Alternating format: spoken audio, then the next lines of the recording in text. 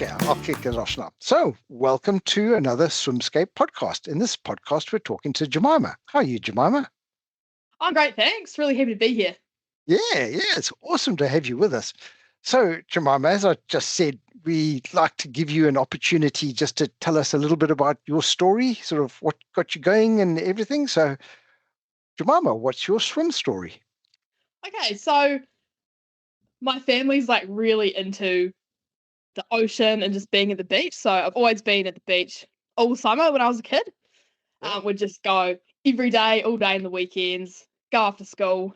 So I just, from a young age, I have been in the ocean. Always really loved it. And I always had like not that much fear. So when I was 10, I got a surfboard for Christmas. And then that made me like it even more. I used to go out surfing. Mum would leave me at the beach, come back. I'd be out off like a K down the beach and she'd be crying, being like, "Where are you, Jim?" So I've just been always like really into it. But I never actually did like formal swimming when I was a kid, like in the pool. So it was more just like playing around in the waves sort of thing. So I actually taught myself how to swim when I was about 15. Like I already knew, but learnt proper technique and stuff. So I'd just go out to the wee little local pool and watch YouTube videos and like film my technique, see how I compared. That was because I wanted to do a few triathlons, and the swim just quickly became my favorite part. Loved it. Then what the start of actual open water swimming was for me was I joined the surf club when I was 16. Then the next year there was a race around White Island and there was a swimming option. So I was like, oh, that looks great. I'll do it. Did it. Before it happened, I was like, I thought it was crazy. I thought I wasn't going to finish. But then I did it and I had so much fun. Then I just wanted to, do the next challenge, which was the Ruby Island 10K. Did that. Then I was like, oh, right, what's next? That's when the idea of the Cook Strait kind of came up, but I kind of pushed it down for a couple of years. Didn't really swim that much for a couple of years. Then I ended up getting a running injury. And then the idea of the Cook Strait came back up. I was like, you know what? I'm going to go all in on the swimming. I'm going to become a swimmer and I'm going to do the Cook Strait. So, yeah, here we are. Wow, that's awesome. So just for everybody who might be listening to this, where do you live and what's the water temperature that you were playing around in as a kid? So I'm from Dunedin. It's pretty warm in the summer. It gets up to like 20 degrees. But right now in the bay where we swim, it is 6.5. Yeah, I've been stalking Francois. I know you sometimes swim with Francois. And Yes, he I said, do. "Oh, yeah, no, we all went for a sort of a 700-meter swim, but Jemimah, she just carried on wanted to round it out to 2Ks. So you're obviously pretty used to a bit of cold water."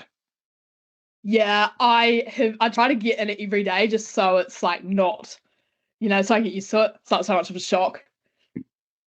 But Yeah. it is cold. Sometimes I'm swimming along and I'll breathe to the side and I'll see snow on the hills and I'll be like, I am a wee bit crazy. Join SwimScape in collaboration with Dunedin-based Surf Lifesaving Club for the Winter Swim Series. You can do a 500-meter swim for $10 or a 2,000-meter swim for $25. Come and experience the cold in a safe and controlled environment and share some laughs and shivers after within the clubhouse for some coffee. Enter at swimscape.co.nz. Yeah, no, that's amazing. So that first swim, White Island swim, how far was that? That was about like just over 5K. Oh, okay. So it's a pretty decent for a first swim. Yeah, I mean, I'd kind of dip my First toes sort into of a wee event bit swim, before. yeah. Yeah. So when you said you're part of the surf club, is that surf lifesaving or is it a surfing club? Oh, yeah, surf lifesaving. So I'm part of Warrington Surf Lifesaving. Oh, awesome. It's great. It's definitely given me more respect for like the ocean and that there's actually like dangers, So that's and just like made me more confident. It's been great. Yeah, that's very cool. I Yeah, see the guys after you, Jim. No, I said I took my kids. I came from Africa, and we didn't live close to the water at all. So when we first came to New Zealand, I took my kids to the Surf Life Saving Club because it's one thing taking the pool, but getting them used to the ocean was kind of important. So yeah, I relate to that. Yeah. Yeah. I see the Surf Life Saving Club has been helping you with a lot of your swims and having an IOB in the water next to you and supporting you. So you must be pretty connected with the club. Yeah. It's actually been great. Just everyone from, the club and just other areas of my life are all really keen on what I'm doing. So everyone's always like, oh, how can I help? Which has been so cool, having so much support. And yeah, the surf club's been great.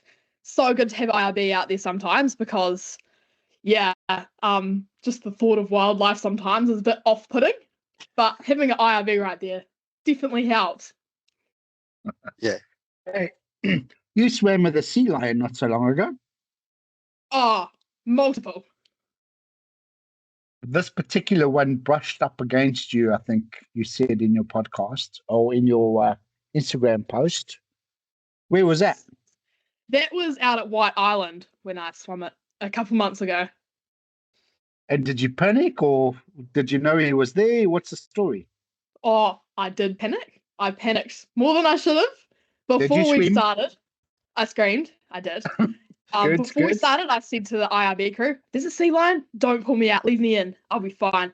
Then it touched me and I was like, get me out. Sea lion hopped in the boat. I was being a little wimp. I don't think anybody thinks you're a little wimp. Oh, but the next like one after that was like this little island out from Ellen's Beach. There were so many sea lions. There were about 6 huge, big ones just swimming around. There's a couple of clips of that on my Instagram. So after that, I'm kind of desensitized to them a bit now, but that was terrifying. I don't think I've spoken to a swimmer who's swum with sea lions. We've got dolphins and orcas and seals and things like that, but a sea lion is something a bit special. Oh, not in Dunedin, like everywhere. Okay, I don't think I've swum in the sea in Dunedin then. Cool. Alrighty. So yeah, you go, Duncan. No, I was probably going to ask the same question as you, Jim. I was like, tell us about this idea that you had to swim around every island in Dunedin. Has that been done before? I don't think it has. I can't tell you exactly where the idea came from. I remember I was out surfing once at Blackhead and I could look across and see Green Island. I was like, oh, I wonder if I could swim around it. So that quickly turned into gotta swim around all the islands. So I swam around Quarantine Island, posted a video on Instagram, and that video like blew up very quickly. So many people saw it. Then I was like, right, I have to do these islands. No excuse now. So then I did them all. I was really lucky actually with the weather. I managed to do one a week. So got them all done pretty quickly. How many are there? There were 9. At the start, I thought there were 6. Then I recounted and I thought there were 8. Then one of my friends was, he went on NZ Topo map. He was like, oh, I'm sure you've missed some, Jim. He had a good look and he found me another one. So yeah, there are 9. 9. Okay. What are they? Give us all 9. Oh, okay, right. This is always, go. It's always a struggle to remember them. Quarantine Island, Green Island, Rabbit Island, Pudding Island, Goat Island, White Island, Green Island, Wharekakahu, Bird Island. Very Boom, good. there we go. I'm impressed. Yeah. I'm super impressed. Dust off the cobwebs on Saturday the 28th of November with our annual 1201 mile charity swim event at Waikiki Beach Torbay. This year we will be partnering up with the unbelievable team at Kenzie's Gift, which supports the mental health of tamariki navigating the death of a parent or sibling, or serious illness in their whānau. We will swim 1 mile on the hour every hour from 7 a.m. till 7 p.m, covering 19.2 kilometers in total. Come and swim one or as many as you want for a great cause. Entries will open from August on swimscape.co.nz.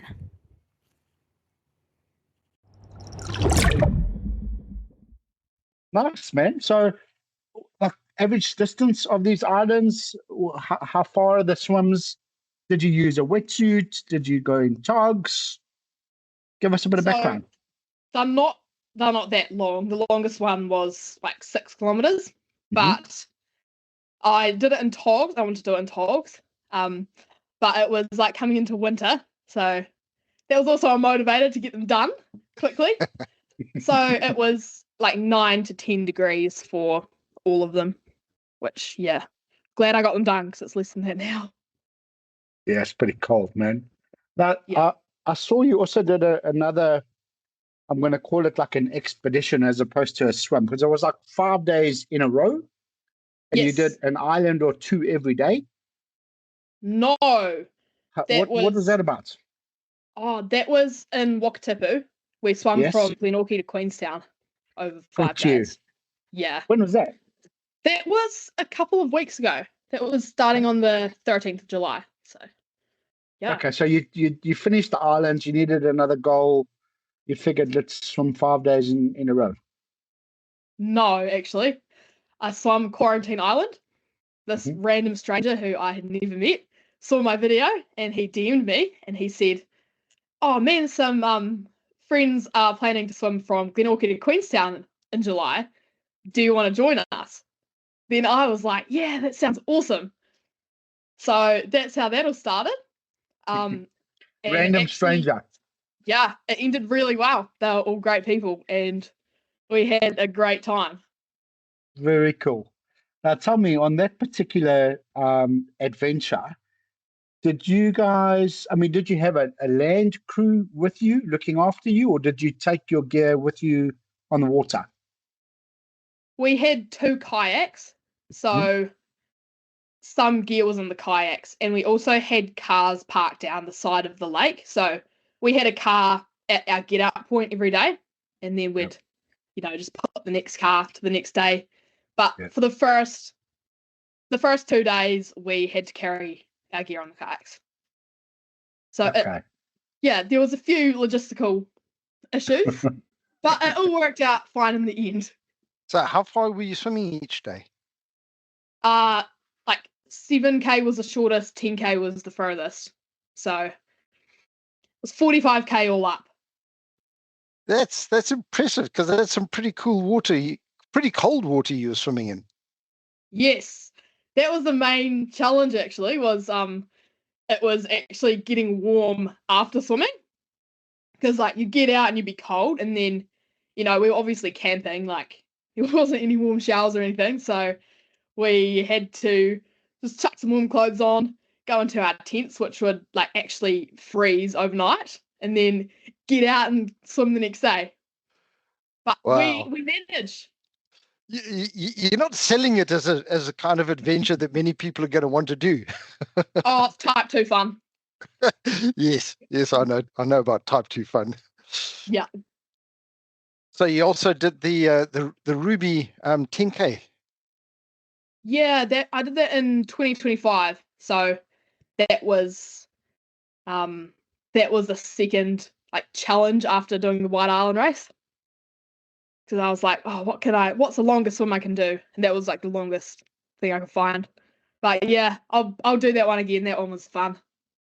So the next one up is obviously Cook Strait. Is that right? You're all booked in and ready to roll on that one? Yes, it's all booked in. Early February, if all goes to plan. That's an amazing swim. I'm so looking forward to watching your adventure of doing that. What does your training kind of look like? Obviously, you're doing some cold water swims. Are you doing some pool swimming as well, just to sort of get some base fitness, or how's that working? Yes, I'm doing a lot of pool swimming. So I do swim squad in the morning, and then I swim a bit on my own too. So when I was training for the Wakatipu adventure, I was doing 50k weeks, which was crazy. It was really hard. So, Wow. Yeah, mostly in the pool, especially at this time of year. I'm excited for it to warm up so I can get out into the sea a bit more. But yeah, doing that and also gymming a few days a week. I'm not doing 50k right now though. Right now, just as a kind of base, doing like 35k and then 3 gyms a week. Yeah. Most people will spend their entire lives wondering what they're capable of. Not you. You were not meant for the ordinary. Because years from now, your grandkids won't ask you about the weekends you stayed at home. They will ask you about the time you did the tarifa. So get off the couch! Make every training session count. The Tanifa is waiting.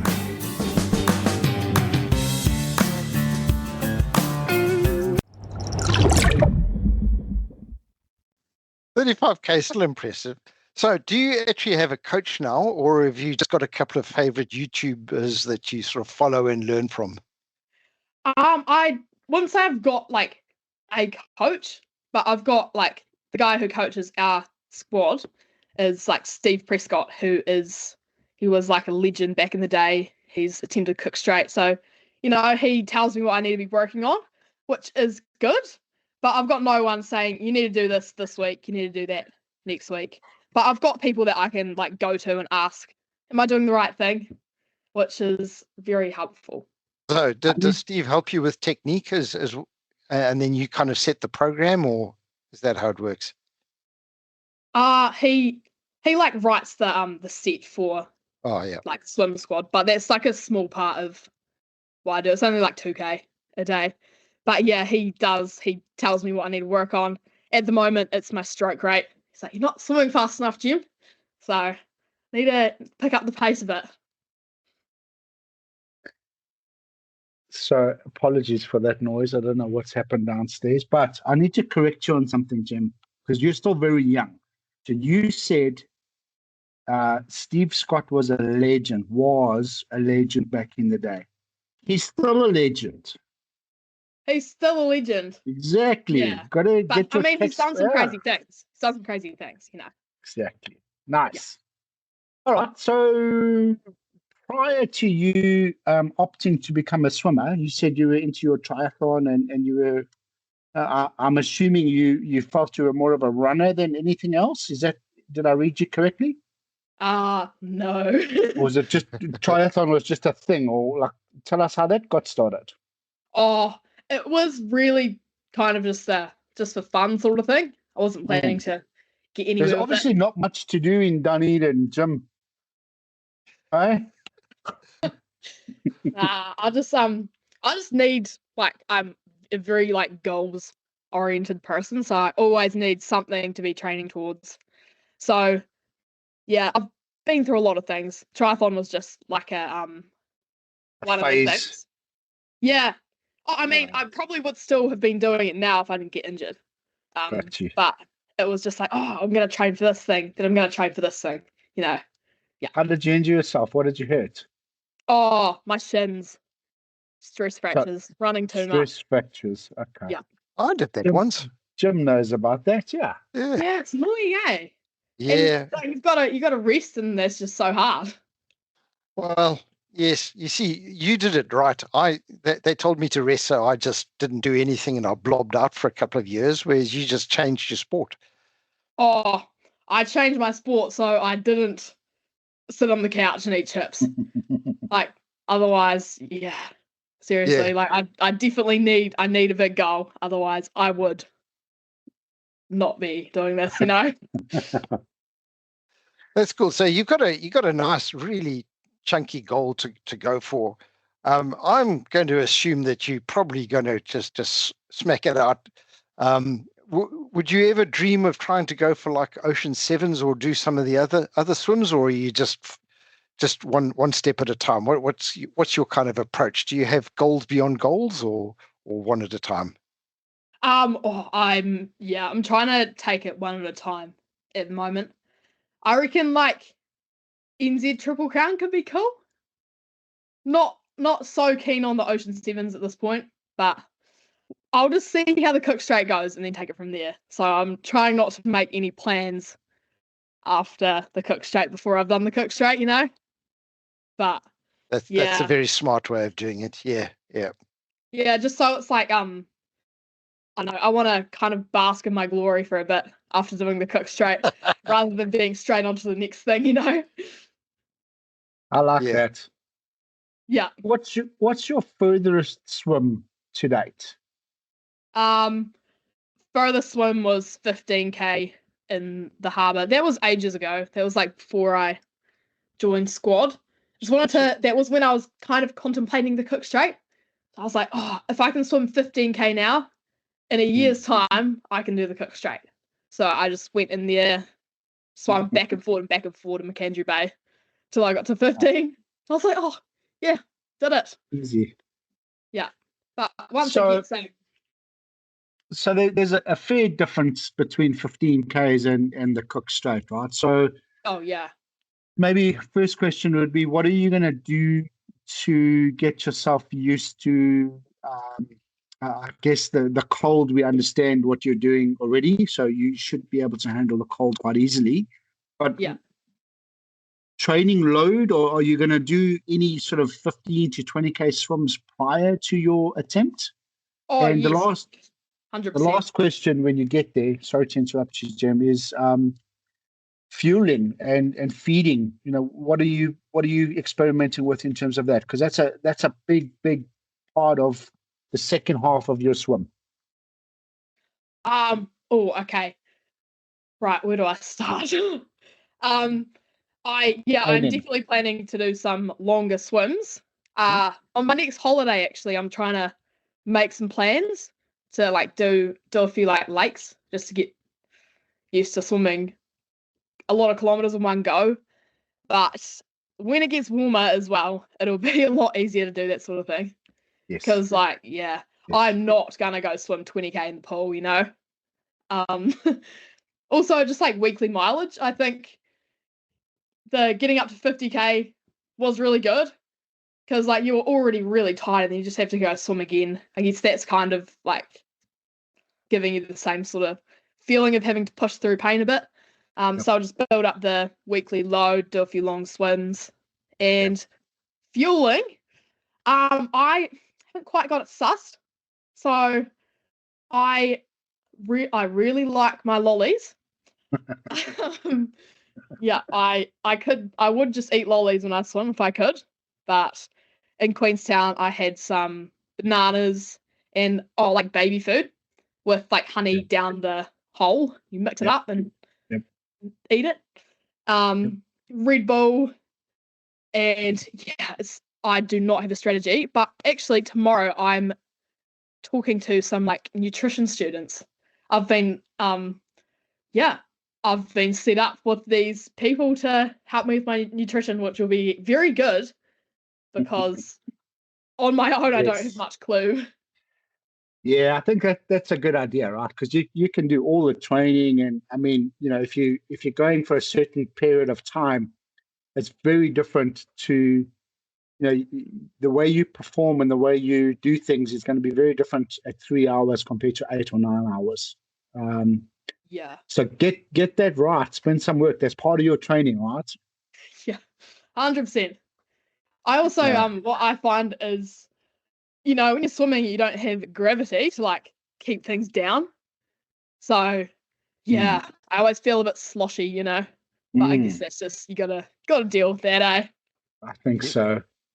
Yeah, I think that you need to have a couple of different plans in place because especially on a long swim, you think, oh, I'm going to do this and this and this, and then you get sort of halfway through and, oh, really, I can't face that. So you need to have a couple of plans, eh? Oh yeah, totally.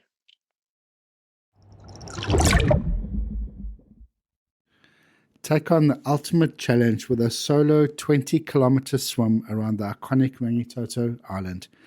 This demanding marathon swim is supported by a dedicated safety crew, official observer, GPS tracking, and photography, with swim dates selected within the best weather windows. Suitable for both wetsuits and skins swimmers, this is one of New Zealand's toughest open water achievements, with only a handful of successful solo completions. Contact us at swimscape.co.nz to discuss your booking options.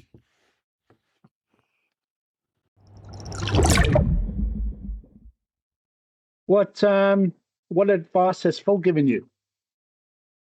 Huh? Oh, Phil's given me. Swim faster. Yes. Phil and Steve have kind of both been saying that I need to be swimming like 1:30 pace if I want to have the best chance of getting across. Something to do with the tides. Yeah, just so like if you swim too slow, you're going to get sucked further this way, and then have to go further this way. So that's what I'm trying to do at the moment, be able to hold speed, which is, not easy. Oh, what else has he said? Just like, he said he said build up the Ks to like 50 a week. And like he said, oh, call me if you even need advice. So I sometimes just call him, and if I've got a question and ask, Yes. Yes, and I see you've been offered a lot of help from some really cool people on your Instagram account. I see John O'Ridler's offered you a little bit of help. Yes, that was and cool. Brian Gray reached out and said your stroke looks amazing. Shout if you need some help. So my recommendation is a nutritionist is really cool, but having chatted to a swimmer that's actually made a whole bunch of mistakes previously is probably worth its weight in gold, right? So phone those guys up and have a video call, have a coffee, man. I think it'll be good for you. Yeah. Okay. Good advice. Lollies are only going to get you so far. I know. Okay. So what's your day job? What do you do in the day? How much free time have you got to train? So I am a student. I'm doing studying sport and exercise at the Polytech. My end goal is to do the teaching masters and teach intermediate. So you really choose the hard path for everything you do, right? Oh, I wouldn't say it's the hard part. It's pretty chill. Okay. So yeah, I pretty much like most days I get off class at lunchtime, which is great. Yeah. So you've got plenty of time to train, yeah? Yeah, I've got time to train. Got time to work a bit. So yeah. Very cool. It's pretty cruisy. Very cool. And tell me, brothers and sisters, do you have any brothers and sisters that swim, and do they train with you? Do they think you're absolutely crazy? What's the story? Who's going to be on the boat with you at Cook Strait? So I've got 4 younger siblings. Yeah. I'm surprised you can't hear them in the background, actually. So yeah, I'm the They're all oldest. listening at the door. Oh, maybe that's why it's so quiet. But no, none of them swim. I'm trying to get my youngest brother into it because he's like still 10. If I can turn him into a swimmer, that would be cool. Go for it. But yeah, they are all great. They sometimes come out on the kayak, come like film me for Instagram. They're all over it, which is great. Your little fan club. Yeah. And I have support crew for the Cook Strait. I've got a few friends from Dunedin who want to support swim, which will be very cool. And yeah. Yes. You sound like you're absolutely ready for the challenge, and like Jim said, we're going to be looking out for the updates. Hopefully, you'll have a tracker on you, and Phil normally posts those trackers live, so we can follow your swim live. Yeah. But I'm assuming you're going to kick ass and do some really exciting swims down the line as well. Oh, hopefully. Yeah, man. Look forward to following you. Oh, Jim? thanks. Yeah, no, it's been an awesome chat. Thank you so much. Yeah, because I'm sure I'll find out exactly when it is, because Mike Cochran is the guy who supplies all the trackers usually, and I was sitting next to him at work today, so yeah, he usually gives me an update of what's happening. Oh, yeah. Oh, cool. Yeah, hopefully I get a great day and I'm well trained and it all goes well. But you never know. Are you swimming south to north, north to south? No idea. Okay. Whatever Okay. Phil says, hey. Yep, exactly. I'm just showing up and swimming. Okay, so 2 things. Figure out which direction you're swimming and get somebody to help you with your nutrition. Yeah. And other than that, you'll be absolutely fine and you'll kick some butt. Great. Okay, I'll make sure to do those things. Done. Very nice to meet you, Jem. Thank you for having me on. It's been great. It's a pleasure. We Take it wanted to easy. get you before you were super, super famous, when you were just famous. Oh, wouldn't call it famous. But anyway, yeah, it's cool to be here because you've talked to some absolutely nuts people. So, yeah, I'm honoured to be a part of it. Well, you're as nuts as all of them, so you'll fit in beautifully. So all good. You have a really awesome aura about you, and Thanks. I think you're going to do really, really well. And like I said, really, really been nice chatting to you, and look forward to following you. So kick some butt. Take it easy. Hi, my name is Caitlin O'Reilly. I'm the youngest person to have completed the Ocean 7 Challenge. If this really cool podcast has helped you learn something new, maybe it's introduced you to new swimmers, made you smile, then please take the opportunity to subscribe to Duncan and Jim's channel. I'm sure they would absolutely appreciate all your support. Cheers.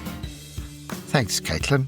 As always, you can give us feedback on our Instagram account at SwimScape Adventures, or send us an email at info@swimscape.co.nz. We'll always appreciate hearing from you. Anyway, we'll speak to you sometime soon.